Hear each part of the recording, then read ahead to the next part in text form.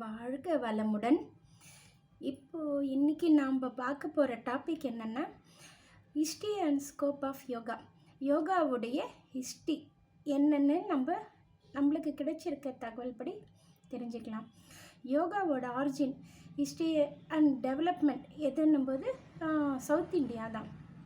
இதோட ஃபஸ்ட்டு குரு யாருன்னா ஆதி யோகி என்று சொல்கிற ஈஸ்வரன் தான் இதற்கான குரு. பீரியட் ஆஃப் யோகாவுடைய காலகட்டங்கள் இதோட எத்தனை வகைனாக்கா பல வகையாக பிரிச்சிருக்காங்க. Pre Vedic period, pre classical period, post classical period, இப்போ மாடர்னாக இருக்கிற பீரியட். இதில் ஒவ்வொரு பீரியடையும் பற்றியும் பார்க்கலாம். First pre Vedic period. இது நம்மளுக்கு முதல் கிடைச்சிருக்கிற ஆதாரங்கள் பார்க்கும்போது இந்த ஹாரப்பா, மொகஞ்சதாரோ இங்கெல்லாம் அகழ்வாராய்ச்சிகள் நடக்கும்போது அங்கே இருக்கிற சில படிவமங்கள், ஸ்கல்ச்சர்ஸ், அதிலிருந்து நம்மளுக்கு கிடைக்கிற இந்த யோகாக்கான வடிவமைப்புகள், யோகாக்கான சில சிலைகள், இவைகள் யோகாவை பற்றி நம்மளுக்கு ஒரு 5000 வருஷத்து பிசி 5000 இயர்ஸ்க்கு முன்னாடியே யோகாக்கான அந்த விஷயங்கள் கிடைச்சிருக்கிறதா சொல்கிறாங்க. அடுத்து வேதிக் பீரியட். இந்த வேத காலங்கள் அப்படின்னு சொல்லும் பொழுது வேத காலங்களில் அதிக அளவு ரிச்சுவல்ஸாக, யாகங்களாக, ஹோமங்களாக, அதிக அளவு தவமாக, இது பெண்களுக்கு மறுக்கப்பட்டது என்று நம்மளுக்கு தெரியும். இது அந்த மாதிரி டைப் யோகாவாக தான் வேத காலத்தில் இருந்தது. அதுக்கப்புறம் ப்ரீ கிளாசிக்கல் பீரியடு. இது பார்த்திங்கன்னா நம்ம உபநிஷதங்கள் இதிலிருந்து கிடைக்கிது. உபநிஷதங்கள் என்னன்னாக்கா இந்த வேதங்களோட சாராம்சம்னு சொல்லப்படுகிற பகவத்கீதை, ராமாயணம் போன்ற புராண இதிகாசங்கள், இந்த மாதிரி விஷயங்களிலிருந்து யோகாவை பற்றி நம்மளுக்கு கிடைக்கிற நாலேஜ். இதில் அப்போவே யோகாவை பற்றி நம்மளுக்கு தெளிவாக இது ஒரு லைஃப் ஸ்டைலாகவும், ப்ரீத்திங் எக்ஸசைஸும் இது போன்ற பயிற்சிகள் நடைமுறையில் சாத்தியமாக தான் இருந்திருக்கு. கிளாசிஃபைடு பீரியடில் யோகாவோட சூத்திரங்கள் பற்றி பதஞ்சலி முனிவர் தராரு. பதஞ்சலி முனிவரும் திருமூலர், நமக்கு தமிழில் திருமூலரும் சான்ஸ்கிரிட்டில் பதஞ்சலி முனிவரும் யோகாவை பற்றி விளக்கம் சொல்லியிருக்காங்க. இவங்க 2 பேருமே நந்தி தேவர் என்பவர்களுடைய சீடர்களாக தான் கருதப்படுறாங்க.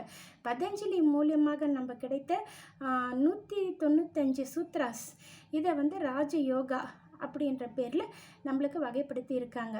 இது அடுத்து போஸ்ட் கிளாசிஃபைட் பீரியட்னா இவரோட காலகட்டம், பதஞ்சலி முனிவருக்கு அடுத்து வர காலகட்டம். அது என்னன்னு பார்க்கும்போது அவர்கள் தரக்கூடிய விளக்கங்கள் என்னன்னும் போது இது கொஞ்சம் டியூனை வருது. அவருடைய விளக்கங்களை இன்னும் கொஞ்சம் டியூன் ஆகிட்டு இது ஹத யோகா என்ற மாதிரியும் சொல்கிறாங்க. இது நிறைய விஷயங்கள் மாறுபட்டு தந்திர யோகங்களாக மாறுகிறது. இது ஹத யோகான்னு சொல்லப்படுகிறது. இந்த போஸ்ட் கிளாசிஃபைட் பீரியடில் தான் அதிக அளவு மாற்றங்கள் யோகாவில் நடைபெறுகிறது.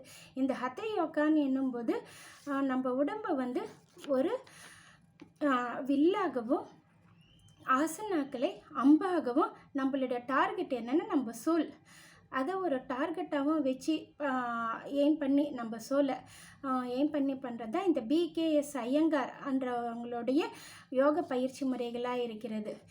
இதில் இப்போ நம்மளுக்கு நடைமுறையில் இருக்கிற இந்த மாடர்ன் யோகா என்னும்போது அது என்னன்னு பார்க்கும்போது நம்மளுக்கு ராமகிருஷ்ண பரமஹம்சர் மூலியமாக விவேகானந்தருக்கு அது மூலம் கிடைத்த யோக பயிற்சிகள், ஸ்ரீ சிவானந்தா அவரோட இன்ஸ்ட்ருமெண்டல் பயிற்சிகள், அது இப்போ பிரபலமாக நடைமுறையில் இருக்க ஸ்ரீ கிருஷ்ணமாச்சாரியா, அவர் தான் ஃபாதர் ஆஃப் மாடர்ன் யோகா அப்படின்னு சொல்கிறாங்க. அப்புறம் பிகேஎஸ் ஐயங்கார், அவருடைய பட்டாபி ஜாயின்ஸ், அவர் ப்ராக்டிஸ் பை அஷ்டாங்க யோகா, அவர் அஷ்டாங்க யோகாவும், Swami Satyananda Saraswati focused on traditional Hatha yoga, இவர்களும் இதெல்லாம் நடைமுறையில் தான் இருக்கிறது.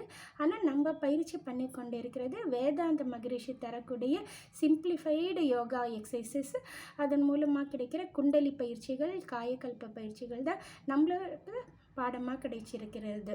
மற்றபடி இதுதான் பீரியட் ஆஃப் யோகாவை பற்றி கிடைச்சிருக்கிற விஷயங்கள். வாழ்க வளமுடன்.